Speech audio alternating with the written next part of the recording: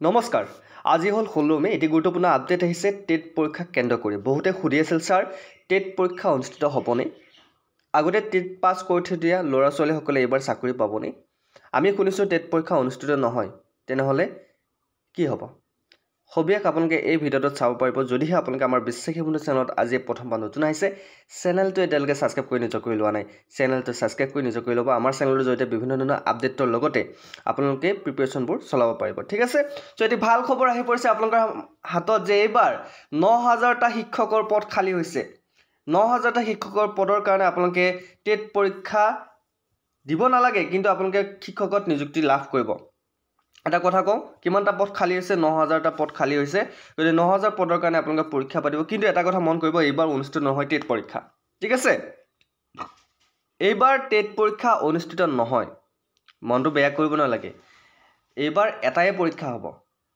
আৰু সেই পৰীক্ষাটো দিয়ে আপোনালোকে এইবাৰ নিযুক্তি লাভ কৰিব টেট পৰীক্ষা আপোনালোকে কেতিয়াকৈ ওলাব কি ওলাব আপোনাৰ অৰ্হতা কি লাগিব মই সকলোৱে কৈ আছো ঠিক আছে সো আগতে কি আছিল টেট পৰীক্ষা যেতিয়া পাতিছিল টেটত ধৰা হল 1500 ল'ৰা ছোৱালীয়ে পাস কৰিছিল ঠিক আছে টেটত 1500 ল'ৰা ছোৱালীয়ে পাস কৰিছিল আকৌ যেতিয়া নিযুক্তি পৰীক্ষা পাতে তেতিয়া তাৰে ভিতৰত পোষ্ট আছে ধৰা হল 500টা পোষ্ট আছে 500টা 1500 ল'ৰা ছোৱালীয়ে টেট পাস কৰিছে ইয়াৰ 1000 জন ল'ৰা ছোৱালী ৰৈ গৈছিল হয়নে নহয় এই 1000 জন ল'ৰা ছোৱালী ৰৈ গৈছিল আৰু শেষত কি কৈছিল যে স্যাৰ আমি টেট পাস কৰি থৈ দিছো আমি চাকৰি এতিয়ালৈকে পোৱা নাই গতিকে এই প্ৰবলেমটো সলভিং কৰিবলৈ যাতে দুটা পৰীক্ষা পাতিব নালাগে তাকে কেন্দ্ৰ কৰি এবাৰ চৰকাৰে প্ৰথমবাৰৰ বাবে টেট কাম ৰিক্ৰুটমেন্ট পাতিব ওলাইছে টেট কাম ৰিক্ৰুটমেন্ট মানে কি আপোনালোকৰ দুটা পৰীক্ষা দিব নালাগে যদি আপোনাৰ টেট আছে তেনেহলে আপোনালোকে এই পৰীক্ষাটো দিব পাৰিব ঠিক আছে টেট কাম ৰিক্ৰুটমেন্ট সো এই পৰীক্ষাটো দিবলৈ আপোনালোকৰ যেটো টেট হেতু এলিজিবল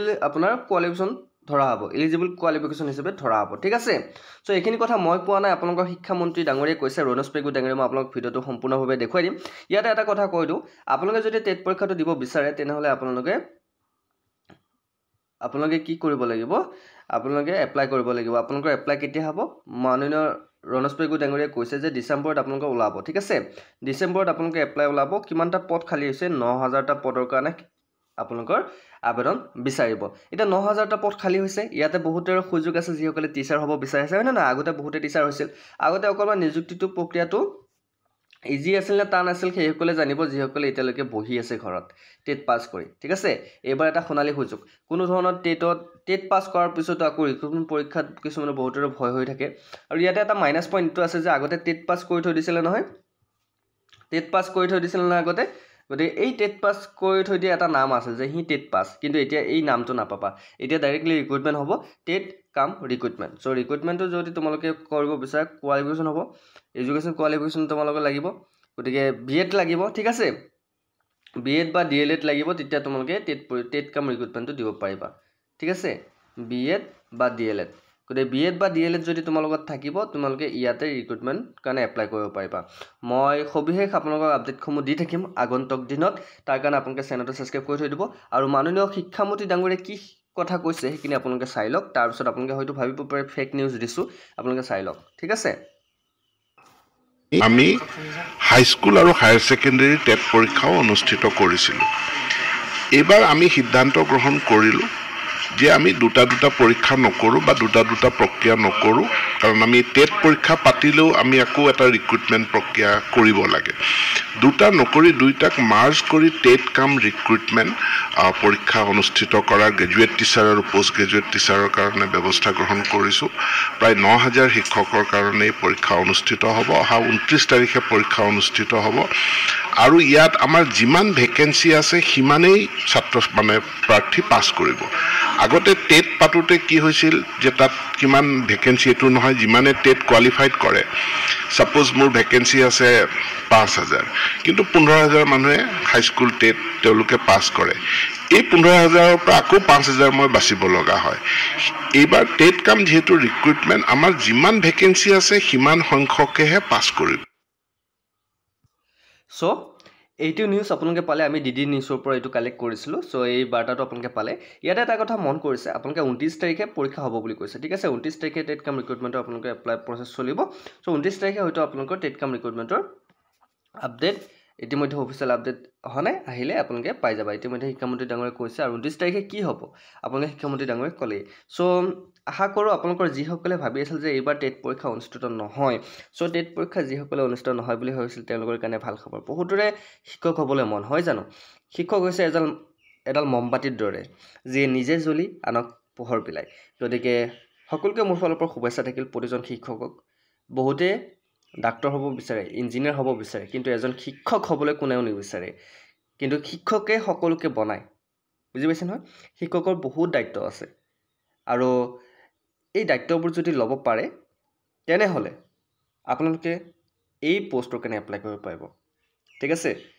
আমাৰ ভাৰতীয় সেনাই যেনেকৈ দেশৰ কাৰণে, দেশখনক সুৰক্ষাৰ স্বাৰ্থত নিজকে বিলীন কৰে, ঠিক তেনেকৈ এজন শিক্ষকে দেশখনৰ ভিতৰত থকা মানুহক জ্ঞানী আৰু শক্তিশালী বনাবলৈ নিজকে বিলীন কৰে। গতিকে মই সকলো শিক্ষক শিক্ষয়িত্ৰীকে মই শ্ৰদ্ধা জ্ঞাপন কৰিছোঁ, মোৰ শ্ৰদ্ধা গুৰুসকলক শ্ৰদ্ধা জ্ঞাপন কৰিছোঁ। আৰু আজি মই যিটো পদত আছোঁ সেই পদত আপোনালোকে মোক মৰম দিয়াৰ কাৰণে আপোনালোকক মই মৰম